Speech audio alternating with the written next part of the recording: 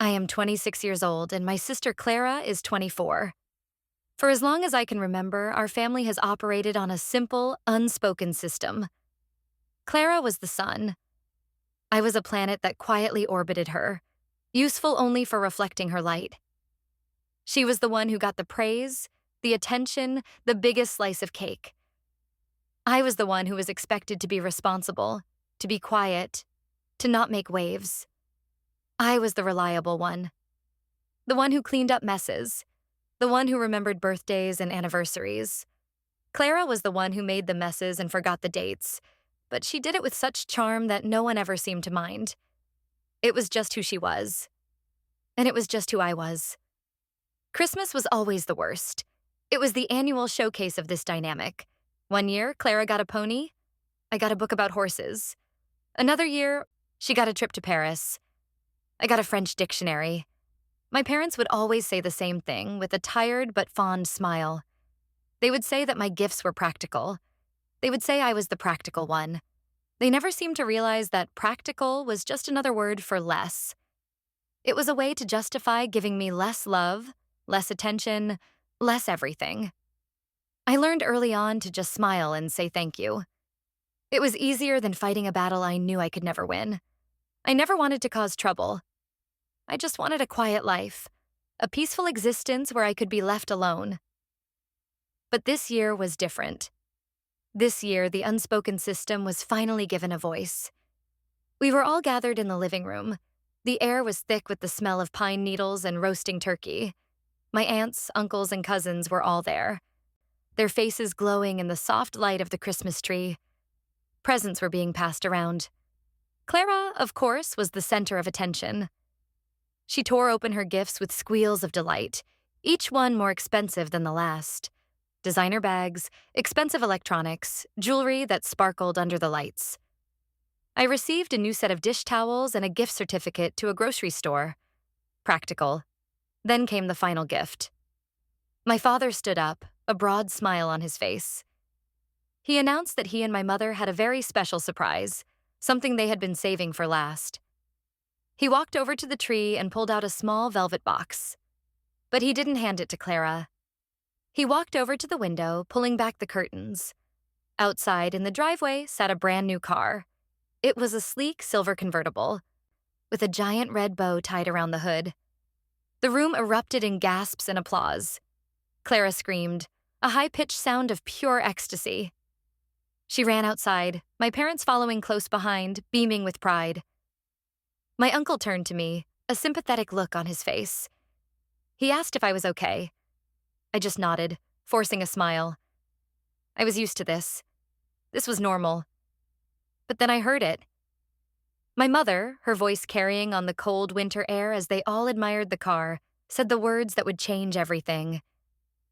She was speaking to my aunt who had followed them out. We just had to get it for her, my mother said, her voice filled with a sickening amount of pride. Clara is the useful one after all. She has places to be, people to see. She's going to do great things.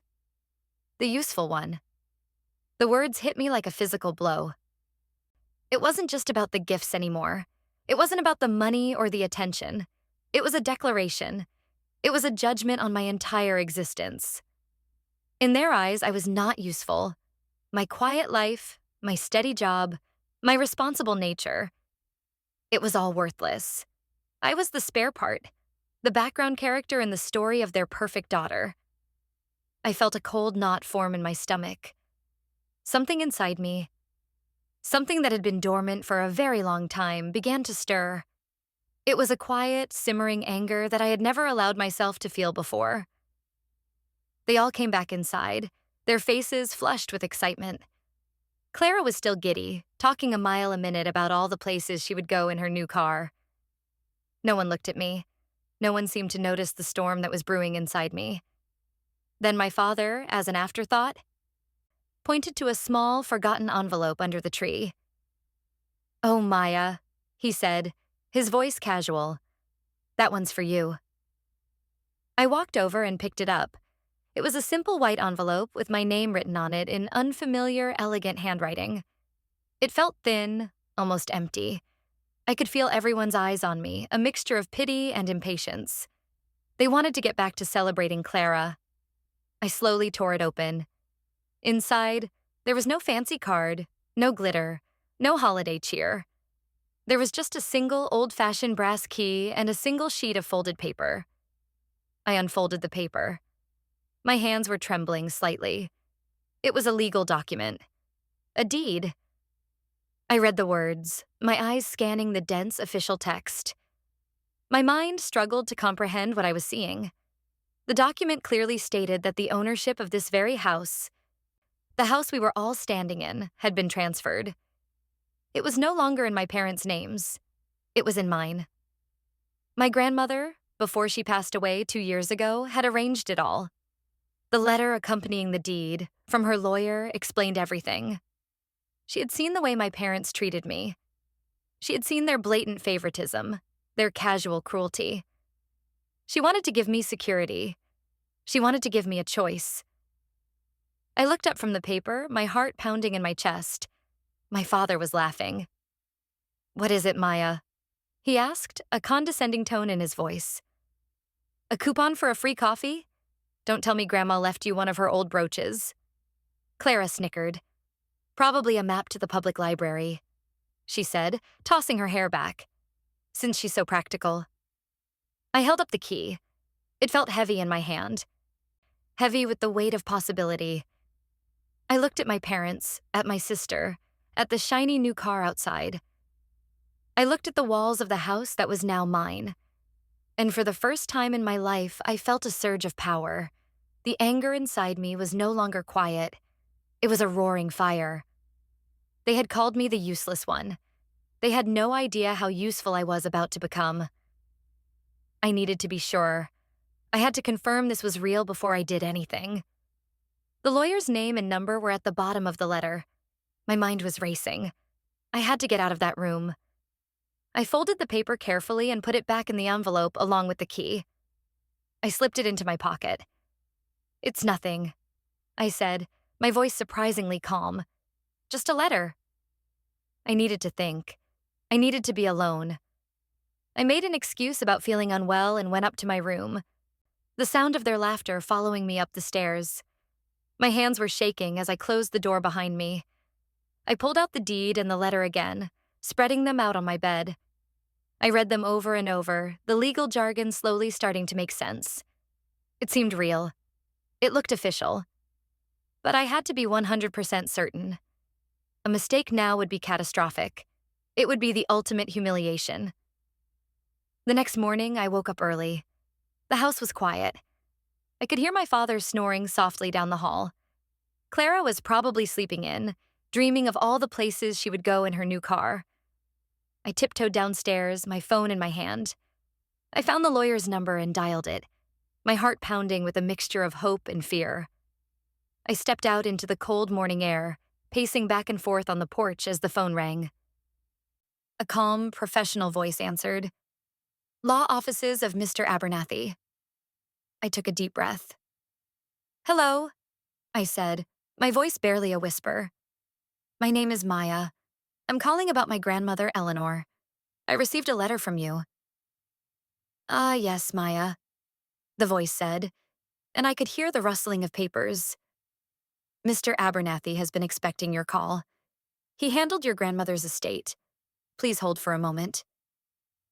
I waited, my breath catching in my throat. Every second felt like an hour. Then a new voice came on the line, older and more gentle. "Miss Maya? This is Arthur Abernathy. It's a pleasure to finally speak with you. I trust you received the package." "I did," I said, my voice a little stronger now. "The deed. Is it real?" "As real as the ground beneath your feet," he said kindly. "Your grandmother was a very forward-thinking woman. She was very specific in her instructions.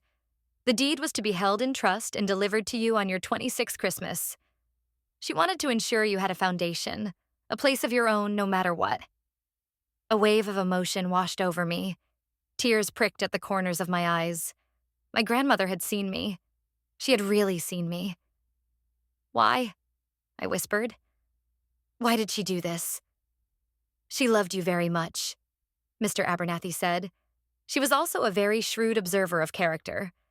She worried that you were being overlooked. She wanted to give you leverage, a way to ensure you were treated with the respect you deserve. The house is entirely in your name, free and clear. Your parents are, legally speaking, tenants. What you do with that information is, of course, entirely up to you. We spoke for a few more minutes. He answered all of my questions, his voice patient and reassuring. He confirmed that the transfer was ironclad, that there was nothing my parents could do to challenge it. He told me that my grandmother had also set up a small trust for me to cover the property taxes for the first few years, so I wouldn't have any immediate financial burden. By the time I hung up the phone, the world felt different. The ground did feel more solid beneath my feet. I was no longer a guest in my own life. I was the owner. I went back inside, a newfound sense of purpose coursing through my veins. The first step was complete. I had confirmation. Now, I needed to understand the full scope of what had been happening. My grandmother had given me a shield. Now I needed to find a sword. I started in the place where my parents kept all their important documents, a locked filing cabinet in my father's home office. I knew where he kept the key. He was a creature of habit. It was always in the top left drawer of his desk, under a pile of old receipts. I found the key easily. My hands were steady as I unlocked the cabinet. I felt a pang of guilt, but it was quickly replaced by a cold resolve. They had crossed a line. They had called me useless. They had broken the fragile peace that I had worked so hard to maintain. Now, it was my turn to look for the truth. I started sifting through the files, my eyes scanning for anything related to finances, property, or my grandmother's estate. I found bank statements, investment portfolios, tax returns. It was a maze of numbers and official documents, but I was methodical. I was practical. I started to piece together a picture of my family's financial situation. They were not as well off as they pretended to be. There was a lot of debt, a lot of money being moved around to cover expenses. And then I found it. A file labeled Eleanor's Trust. My heart skipped a beat. I opened the file. Inside were statements for a joint savings account. It had been opened by my grandmother years ago, in my name and Clara's. The initial deposit was substantial. It was meant to be a nest egg for both of us, to be used for a down payment on a house or to start a business. It was our future.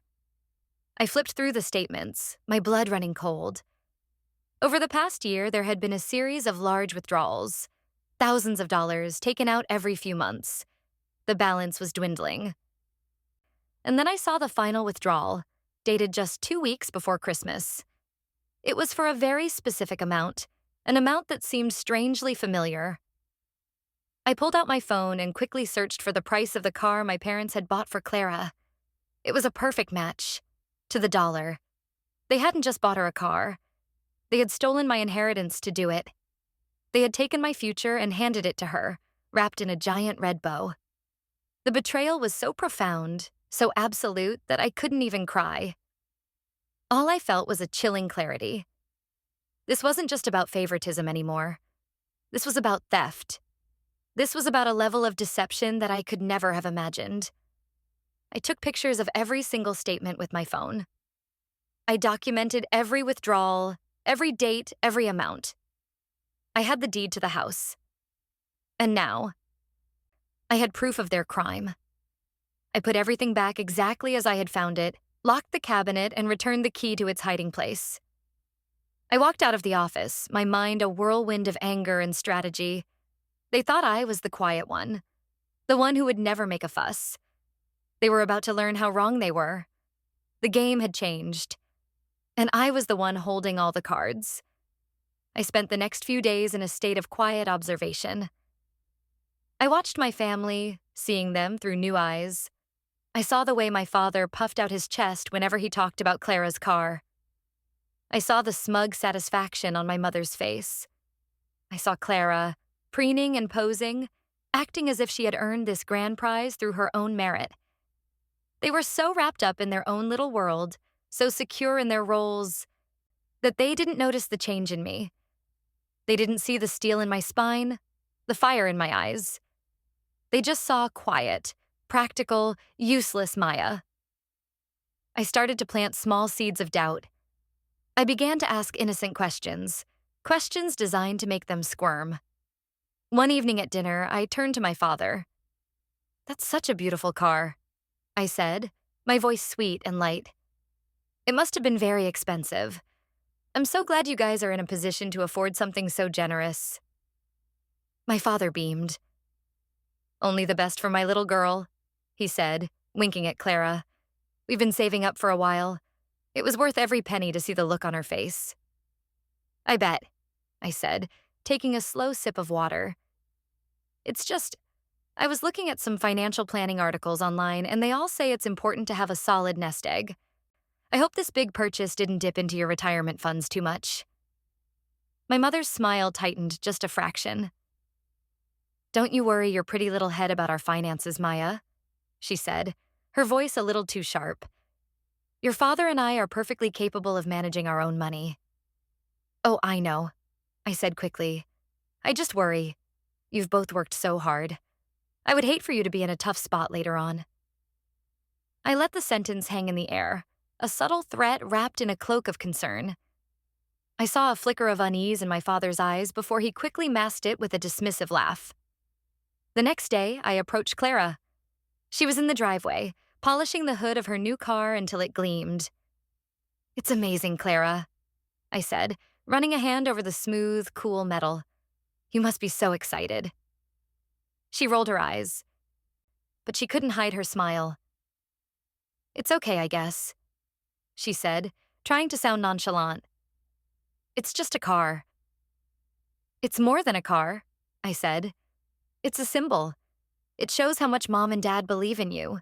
They must have really stretched themselves to make this happen." I paused, then added, "I hope you remember to be grateful. They sacrificed a lot for this." Her smile faltered. "What's that supposed to mean?" she asked, her voice defensive. "Nothing," I said, holding up my hands in mock surrender. "Just that it was a huge expense. I know Grandma left us that savings account. I hope they didn't have to use any of that. You know, since it was for both of us." Clara's face went pale. I don't know what you're talking about," she stammered. "Mom and Dad would never do that." But the seed was planted. I could see the doubt in her eyes. She knew. Of course she knew. She was a willing participant in all of this. She just never expected to be called out on it. I let them stew in their own discomfort for a few days. I watched as they exchanged nervous glances when they thought I wasn't looking. I overheard hushed conversations that stopped abruptly whenever I entered a room. They knew something was wrong. They just didn't know what. They were like mice in a maze, sensing the presence of a predator but unable to see it. The final piece of my plan fell into place when I found my grandmother's old journals. They were tucked away in a dusty box in the attic. I spent an entire afternoon reading through them, my heart aching with every word. She wrote about her life, her hopes, her fears, and she wrote about her son, my father. She wrote about his childhood, his marriage, and the way he treated his own family. She described in heartbreaking detail how my father and his parents had done the exact same thing to his younger sister, my Aunt Carol. They had favored him, spoiled him, and ultimately cheated her out of her inheritance. Aunt Carol had been cast aside, left with nothing, while my father reaped all the rewards. My grandmother wrote of her immense guilt, her regret for not stepping in, for not protecting her own daughter. I see the same pattern repeating. She wrote in her final entry, "Mark is doing to Maya what we did to Carol. He and Susan have chosen their favorite, and they will bleed the other one dry without a second thought. I will not let history repeat itself. I will not stand by and watch another of my girls be cast aside. Maya is stronger than she knows. I am just giving her the tools she needs to fight back." Reading those words, I felt an incredible sense of connection to this woman I had barely known. She had given me more than a house. She had given me a legacy. She had given me the strength to do what she could not. And I knew, with absolute certainty, what I had to do.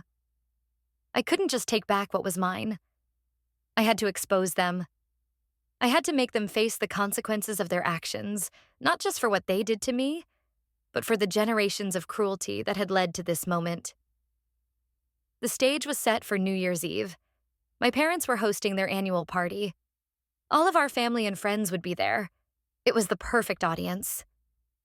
It was the perfect opportunity to pull back the curtain and show everyone the truth behind their perfect family facade. I spent the days leading up to the party preparing. I made copies of the deed. I printed out the bank statements, highlighting the withdrawals. I bookmarked the relevant pages in my grandmother's journal. I was calm, focused, and ready. The night of the party arrived. The house was filled with people, music, and the smell of champagne. My parents were in their element, playing the gracious hosts. Clara was flitting from group to group, basking in the attention, her car keys jingling in her hand like a trophy. I moved through the crowd, a quiet shadow, my heart a steady drum against my ribs. I felt like an actress waiting for my cue. The moment came just after the clock struck midnight. Everyone had toasted the new year. The mood was festive and bright. My father, his face flushed with champagne, tapped a glass for attention. "I just want to take a moment," he said, his voice booming through the room, "to thank you all for being here, and to say how proud I am of my family, especially my daughter Clara. She's going to do amazing things this year. We've made sure she has the right start." He gestured towards the driveway, where the silver car gleamed under the porch light. Everyone applauded. It was my cue. I stepped forward, my voice clear and steady. "That's a wonderful sentiment, Dad," I said, a polite smile on my face. "But I think there's something you've forgotten to mention." A hush fell over the room.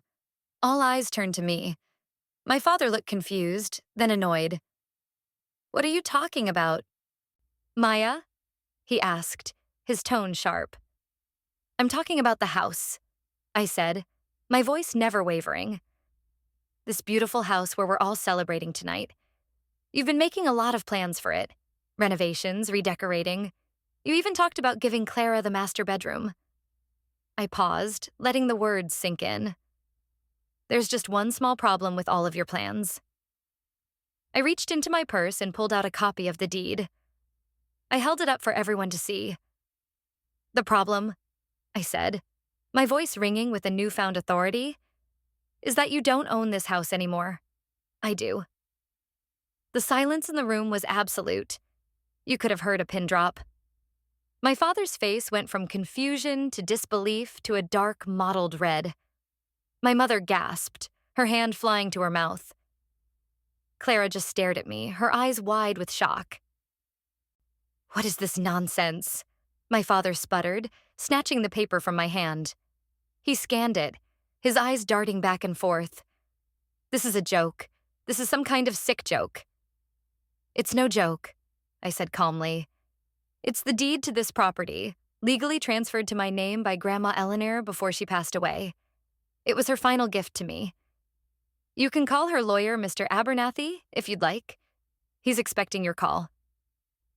The room erupted in whispers.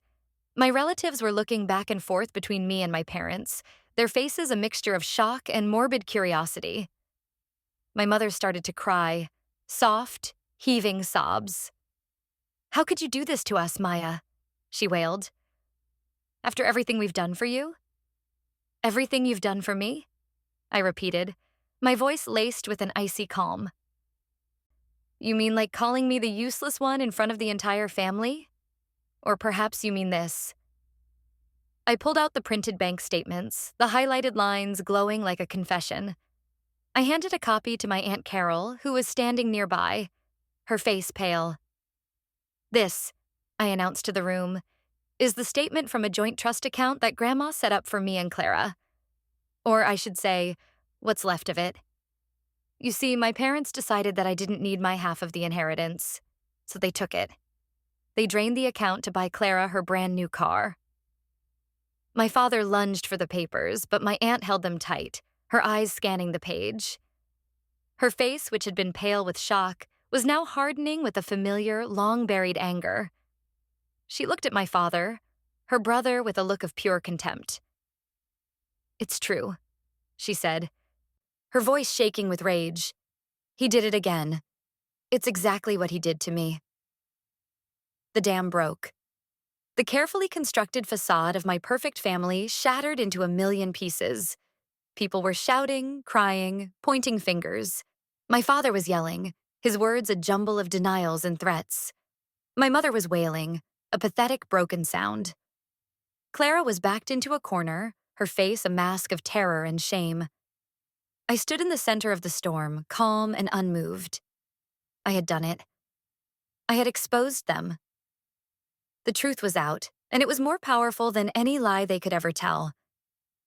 I looked at my parents, at their crumbling world, and I felt nothing but a cold, clean sense of justice. "You have two options," I said, my voice cutting through the chaos. "Option 1, you pack your bags and you get out of my house. Tonight. Option 2, you can stay, but you will stay as my tenants. You will pay me rent every single month. You will sell that car and you will return every last cent that you stole from my trust fund. And you will apologize. Not just to me, but to Aunt Carol, and to everyone in this room for the lies you have told for years." My father stared at me, his eyes filled with a helpless fury. He opened his mouth to argue, but no words came out. He was beaten. He knew it. My mother just sobbed harder. Clara looked at me, her eyes pleading. "Maya, please," she whispered. "Please what, Clara?" I asked, my voice hard. "Please let you keep the car that was bought with my money? Please let you continue to be the golden child while I'm treated like dirt?" "No, those days are over. The choice is yours. All of you." "What will it be?" I let the question hang in the air, a final, definitive statement. The party was over. The games were done. I was no longer the quiet, practical, useless daughter. I was the owner. I was the one in charge. And from now on, things were going to be very, very different. I had a feeling this was going to be a very interesting year. The immediate aftermath was a blur of chaos and recriminations. My father, after a moment of stunned silence, seemed to deflate. The blustering anger drained out of him, replaced by a gray, weary resignation. He looked around the room at the shocked faces of his friends and family, and for the first time, I saw a flicker of something that might have been shame in his eyes. He didn't answer my question. He just turned and walked slowly up the stairs, a defeated man. My mother, on the other hand, became hysterical. She lunged at me, her fingers curled into claws. "You ungrateful brat!" she shrieked, her voice raw with fury. "We gave you everything, a roof over your head, food on the table, and this is how you repay us?" My Uncle John, my father's brother, stepped between us, holding her back. "Susan, that's enough," he said, his voice firm. "You heard what Carol said. This isn't just about Maya. This is a pattern, and it ends tonight." My mother sagged against him, her fight gone, replaced by racking sobs.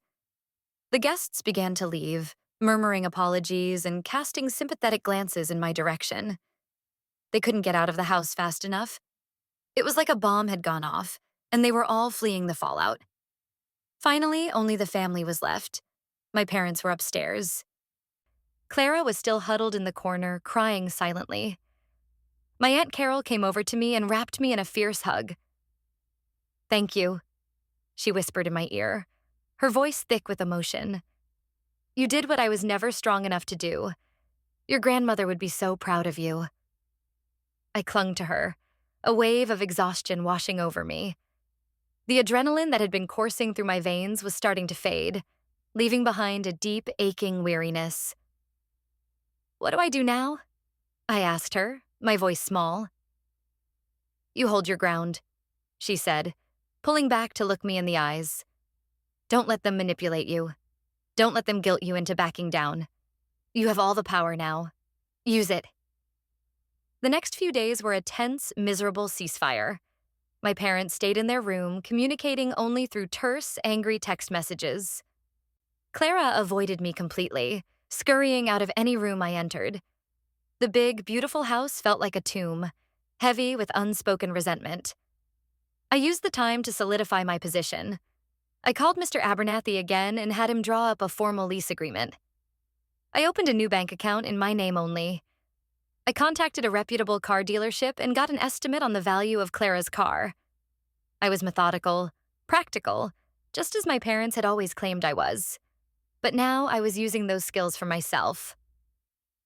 A week after the party, I called a family meeting. I sat at the head of the dining room table, the lease agreement and bank statements laid out in front of me. My parents and Clara sat opposite me, their faces sullen and resentful. "I assume you've had some time to think about my offer," I said, my voice cool and professional. My father snorted. "What offer?" he said bitterly. "It was an ultimatum." "Call it what you want," I said. "The terms are non-negotiable.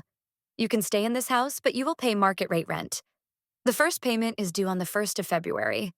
You will sell the car. The proceeds will be deposited into this account." I slid the new account information across the table.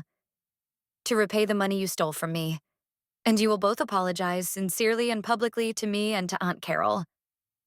My mother started to cry again. "Maya, please," she whimpered. "We're your parents. You can't just throw us out on the street." "I'm not throwing you out," I said, my voice softening slightly. "I am giving you a chance to make this right. A chance I never got. You treated me like a second-class citizen in my own home for my entire life. You stole from me. You humiliated me. This is not about revenge. This is about consequences. For the first time in your lives, you are facing the consequences of your actions." Clara finally spoke, her voice dripping with venom. "You've ruined everything," she hissed, glaring at me from across the table.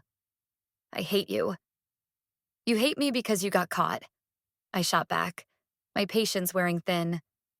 "You were more than happy to drive that car, knowing full well how it was paid for. You were more than happy to be the useful one while I was treated like the family servant. So don't you dare try to play the victim here. You are just as guilty as they are." She recoiled as if I had slapped her. The truth hurt, and she had never been forced to face it before. The negotiation, if you could call it that, went on for hours. They pleaded. They raged. They tried to gaslight me. They told me I was being cruel, that I was tearing the family apart. But I held firm. Every time they tried to push back, I calmly reminded them of the alternative. They could leave. The power of that simple, undeniable fact was absolute. The house was mine. They had nowhere else to go. In the end, they crumbled. They had no choice. My father, his voice hoarse with defeat, agreed to my terms. He signed the lease. He agreed to sell the car. He even agreed to the apology. My mother and Clara just sat there, silent and broken. The following weeks were a strange and uncomfortable transition.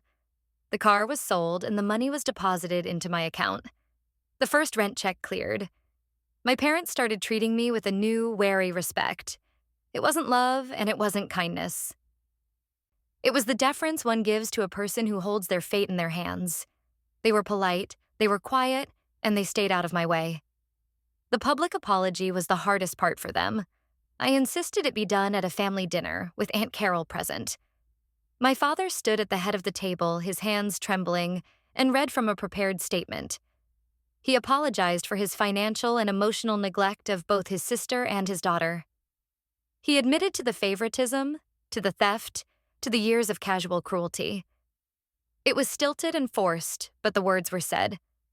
My mother echoed his apology, her eyes downcast, her voice barely a whisper. Aunt Carol accepted their apology with a quiet dignity. I did not. "I hear the words you are saying," I told them, my voice steady. "But an apology is meaningless without changed behavior. This is not the end. This is the beginning. You have a long way to go to earn my forgiveness, and you may never get it. But you will, from this day forward, treat me with respect. You will treat me as an equal. You will treat me as the owner of this house. Are we clear?" They both nodded. their eyes filled with a mixture of resentment and fear. The power dynamic had been irrevocably shattered. I was no longer the overlooked daughter. I was their landlord. Life in the house found a new, strange rhythm. The silence was thick with things unsaid, but it was a peaceful silence. I had my own space, my own life. I started to make changes to the house, reclaiming it as my own. I repainted my room, bought new furniture, planted a garden in the backyard. With every change, I felt myself growing stronger, more confident. My relationship with Clara was non-existent. She moved out a few months later into a small apartment with a friend. She couldn't stand living under my roof, under my rules. We didn't speak. I would occasionally hear things about her through the family grapevine. She was struggling. Without my parents' financial support, which I had insisted be cut off, she was discovering that the world was not as easy as she had always believed. She had to get a real job, pay her own bills, be a responsible adult. For the first time in her life, she was no longer the star of the show. She was just another person, trying to get by. I didn't feel sorry for her. I just felt a quiet, distant sense of pity. As for me, I thrived. I reconnected with Aunt Carol and we formed a close bond. Two survivors of the same storm. I started dating, made new friends, and pursued hobbies I had never had time for before. I was finally living my own life, on my own terms. The house was no longer a symbol of my oppression. It was a symbol of my freedom. One evening, about a year after that fateful Christmas, I was sitting on the porch, watching the sunset. My mother came out and sat down in the chair next to me. We sat in silence for a long time, watching the colors of the sky change from orange to purple. "The garden looks beautiful, Maya," she said softly. "Thank you," I replied. I know I don't say it," she started, her voice hesitant. "But I am proud of you, of the woman you've become." I didn't answer right away. I thought about all the years of hurt, all the moments of casual dismissal. I thought about the car, the lies, the stolen money, and I thought about the quiet, determined woman I was now. "You weren't proud of the woman I was before," I said, not as an accusation, but as a simple statement of fact. She flinched, but she didn't deny it. "No," she said, her voice barely a whisper. "I wasn't. I was blind. I saw what I wanted to see. I saw the daughter I thought I wanted, and I ignored the one I had, the one I needed." She looked at me, her eyes filled with a genuine, painful regret. "I am so sorry, Maya, for everything." It was the first time her apology had felt real. It wasn't forced. It wasn't part of a negotiation. It was just a mother, admitting her own failures to her daughter. I didn't say, "I forgive you." It was still too soon for that. But I did reach out and put my hand on hers. It was a small gesture, but it was a start. A tiny seed of hope planted in the barren ground of our relationship. I still live in the house. My parents still live here with me, as my tenants. Our relationship is complicated, a delicate dance of past hurts and present realities, but it is, for the first time, honest. There are no more secrets, no more lies. I am no longer the useless one. I am the one who holds the keys. And I have learned that true power isn't about being the center of attention. It's about having the quiet strength to build your own foundation, to claim your own space, and to never, ever let anyone else define your worth. My grandmother gave me a house, but what she really gave me was a chance to find my own voice. And I will never be silent again. The months that followed the big confrontation settled into a new and often uncomfortable routine.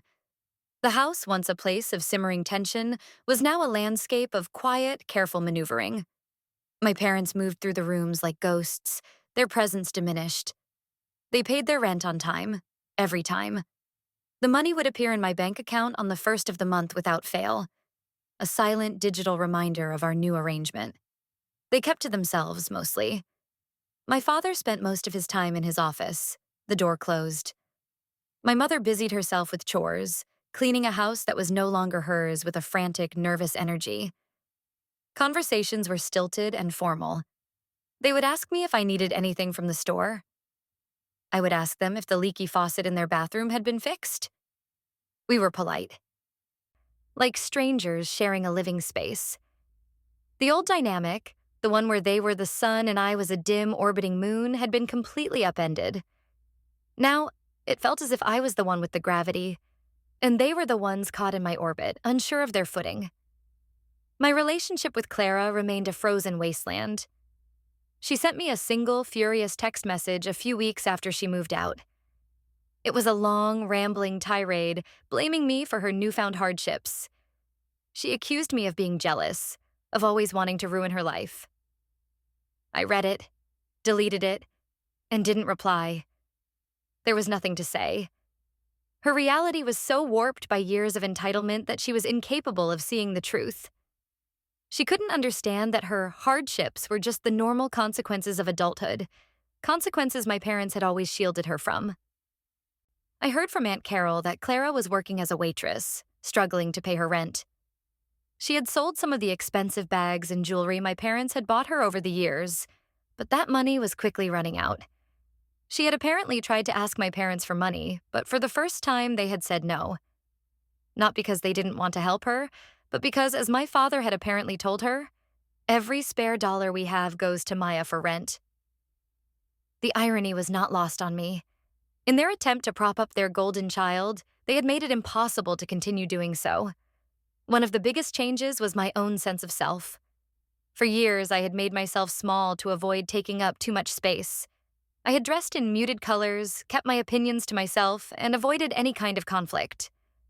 Now, I felt a sense of expansion. I started redecorating the house room by room. I painted the living room a warm, sunny yellow, replacing the drab beige my mother had chosen years ago. She watched me do it, her face a tight mask of disapproval, but she said nothing. She couldn't. It was my house. I hosted dinner parties for my friends, something I would never have dared to do before. The first time I did, my parents stayed in their room, the sound of their television a dull murmur in the background. My friends were aware of the situation, and they treated me with a new level of respect. They saw me not as a victim, but as a survivor, a woman who had taken control of her own destiny. The legal side of things was also a source of newfound strength. I had regular calls with Mr. Abernathy, who advised me on everything from landlord-tenant law to investment strategies for the money I was now saving. He became a sort of mentor figure, a link to the grandmother I had never truly known. He would share stories about her sharp mind and her fierce, protective love for me. "She knew you had it in you, Maya," he told me during one call. "She just provided the key. You were the one who had the courage to turn it in the lock." About 6 months in, there was a small but significant test of our new arrangement. The water heater broke. It was an old unit, and the repairman said it needed to be completely replaced. It was a major expense, a few $1,000s. I went to my father's office and knocked on the door. He looked up from his computer, a weary expression on his face.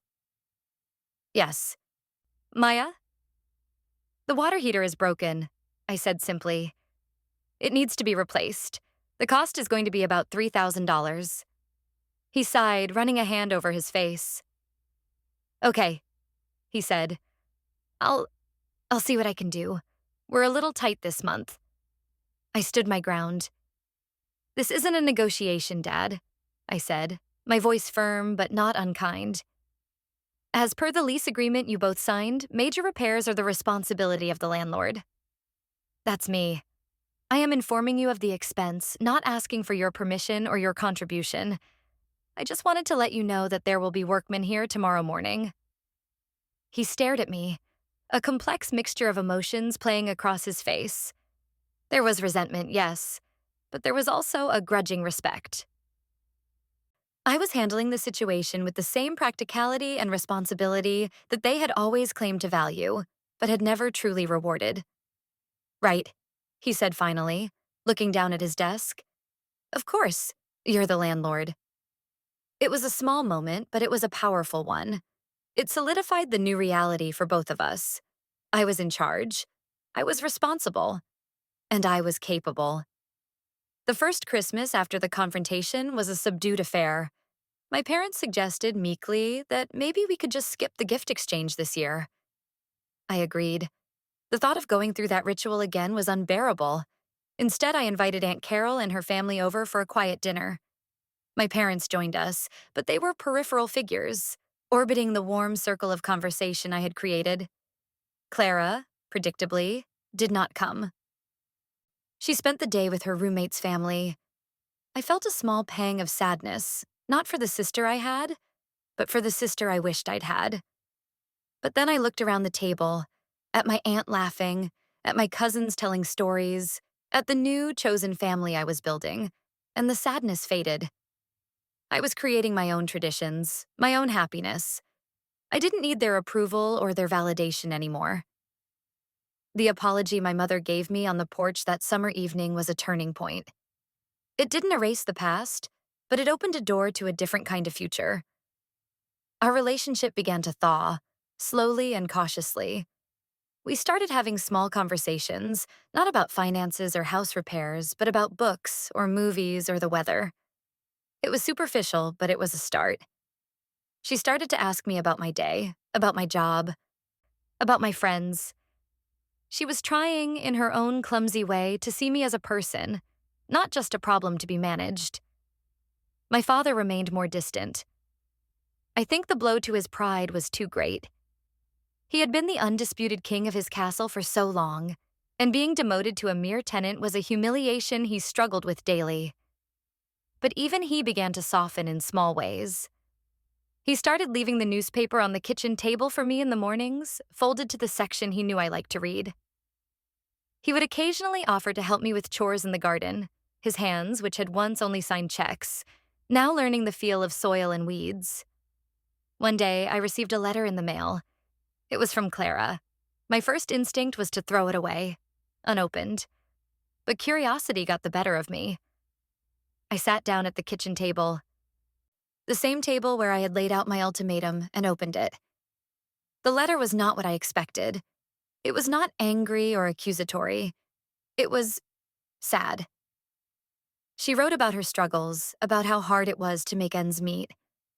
She wrote about how lonely she was, how she had discovered that many of her friends were only interested in her when she had money and a fancy car.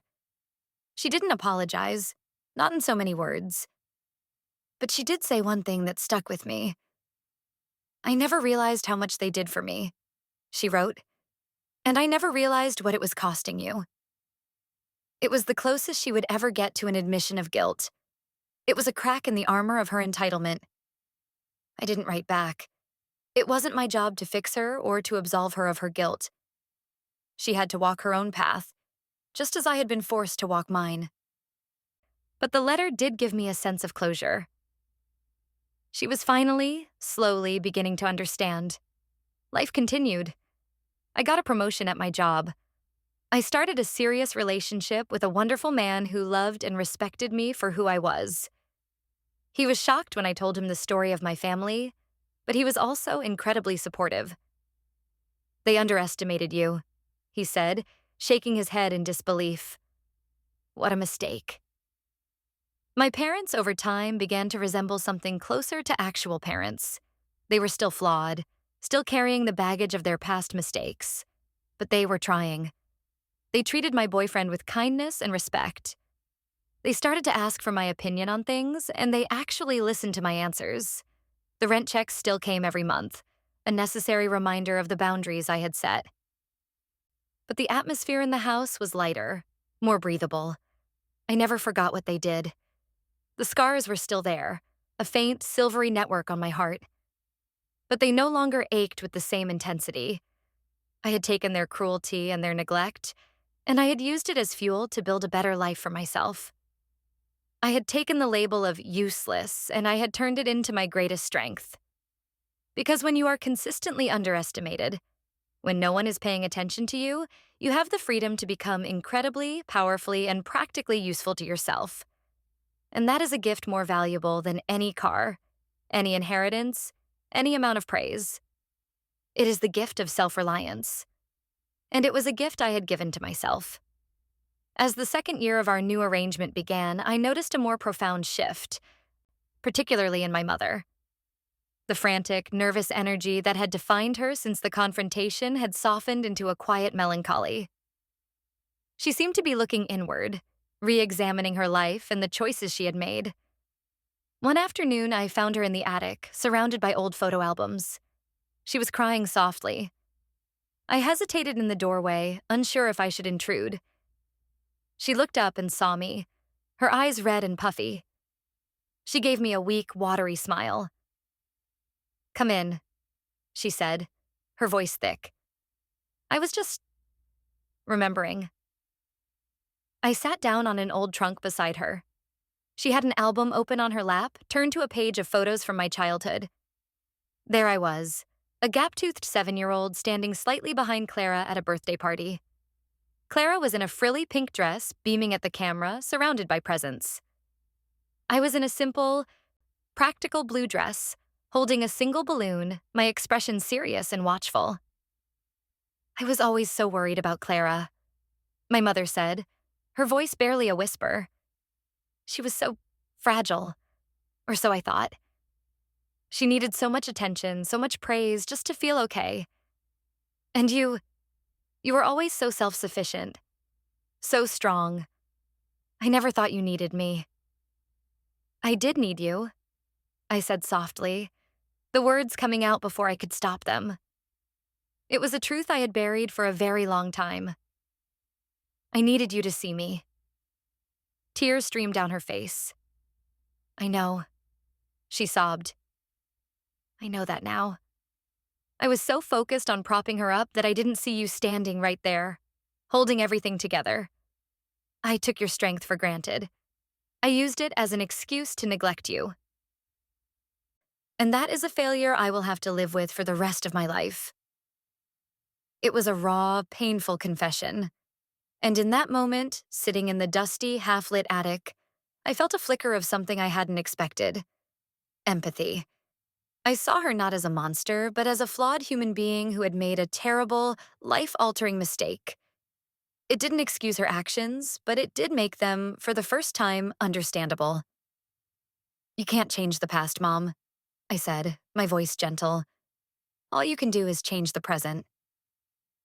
She looked at me, a glimmer of hope in her tear-filled eyes. "Is it too late?" she asked.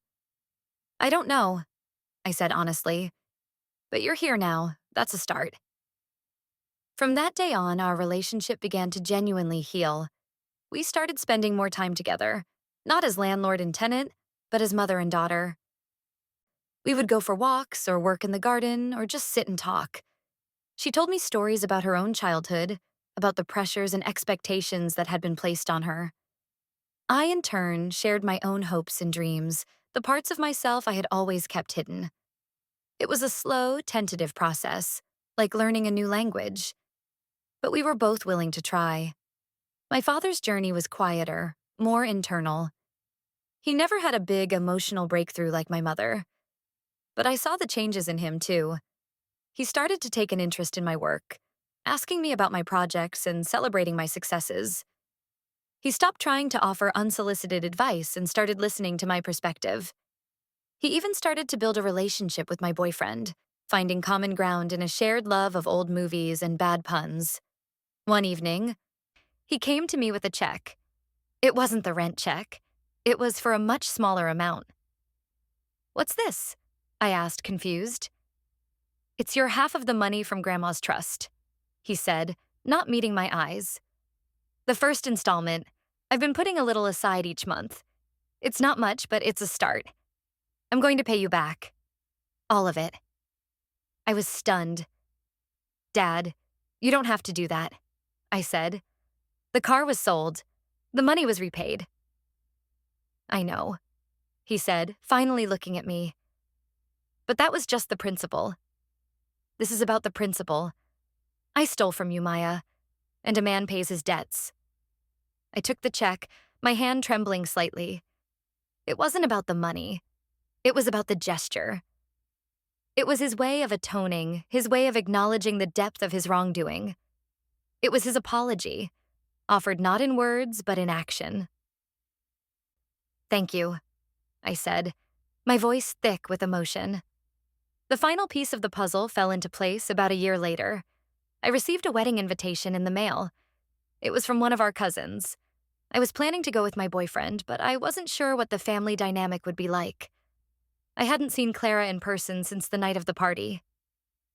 When we arrived at the reception, I saw her across the room. She looked different, thinner, more tired, but also stronger. The entitled, petulant girl was gone, replaced by a woman who had clearly seen some hard times. She was no longer the center of attention. She was just another guest, standing quietly by the wall. Our eyes met. For a moment, I saw a flicker of the old resentment in her expression. But then it was gone, replaced by something else. Resignation, perhaps. Or maybe even a hint of respect. Later in the evening, she approached me at the bar. "Hi, Maya," she said, her voice quiet. "Clara," I said, my tone neutral. "You look good," she said. "Happy." "I am," I replied. An awkward silence fell between us. "Listen," she said, taking a deep breath. I just wanted to say, I'm sorry." The words seemed to cost her a great deal. I was a spoiled brat. I took everything for granted. And I let them treat you horribly. I was part of the problem. And I'm sorry. I looked at her, really looked at her, for the first time in years. And I saw not my rival, not my tormentor, but my sister. A flawed, broken, but ultimately human person, just like me. "Thank you for saying that, Clara," I said. And I meant it. We didn't magically become best friends. The years of damage were too deep for that. But we did start to talk, occasionally at first, and then more regularly. We found a new, tentative ground to stand on, not as the golden child and the scapegoat, but as two adult women who shared a complicated, painful history. A few years later, my parents announced that they were going to move out. They had saved up enough money to put a down payment on a small condo in a retirement community a few towns over. "It's time," my father said, a genuine smile on his face. "This is your house, Maya. It's time for you to have it to yourself." The day they moved out was emotional for all of us. As they were leaving, my mother pulled me into a tight hug. "Thank you," she whispered, "for everything, for not throwing us out, for giving us a chance to be better." "You did the work," I told her. "You're the ones who changed."